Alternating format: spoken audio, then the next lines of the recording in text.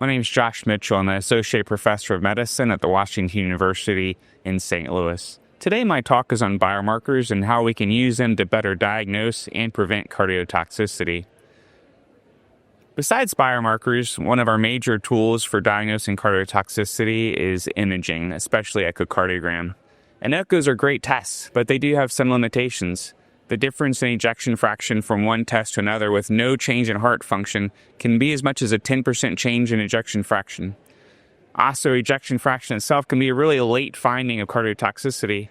So combined with these two issues, there are some limitations when using echo alone as far as diagnosing cardiotoxicity.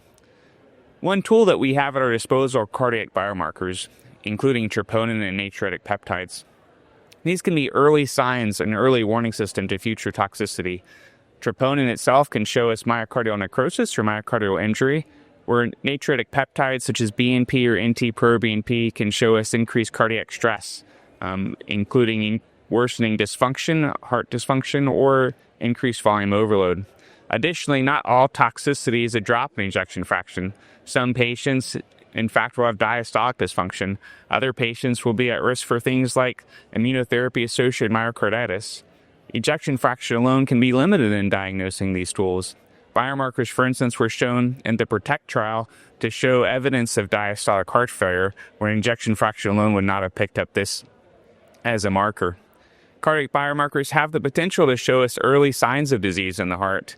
And in fact, a meta-analysis showed that anthracyclines especially, but cancer therapy in general, does increase troponin and natriuretic peptides. That when troponin is increased, it increases the risk of future LV dysfunction, and that we can use ACE inhibitors and angiotensin receptor blockers, as well as potentially beta blockers to help prevent that LV dysfunction. There's still a lot of work that needs to be done in identifying the best thresholds and cut points for disease.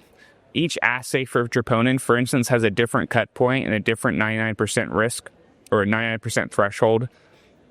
And so we need to be very careful when comparing one study to another, especially if they're using troponin I versus troponin T or high sensitivity versus a normal assay.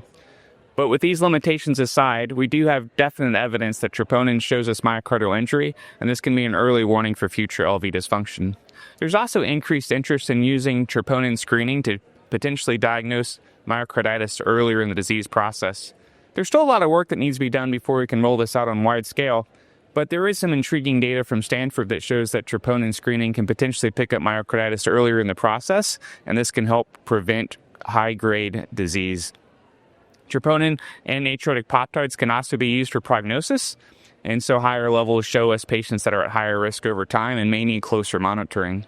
So biomarkers really do have a great role in cardio-oncology to risk stratify, to diagnose cardiac dysfunction early, and potentially be a marker for patients that will most benefit from cardioprotective medications. Thank you. Don't forget to like, comment, share, and subscribe to OncoDaily on YouTube. Hit the bell icon to stay updated.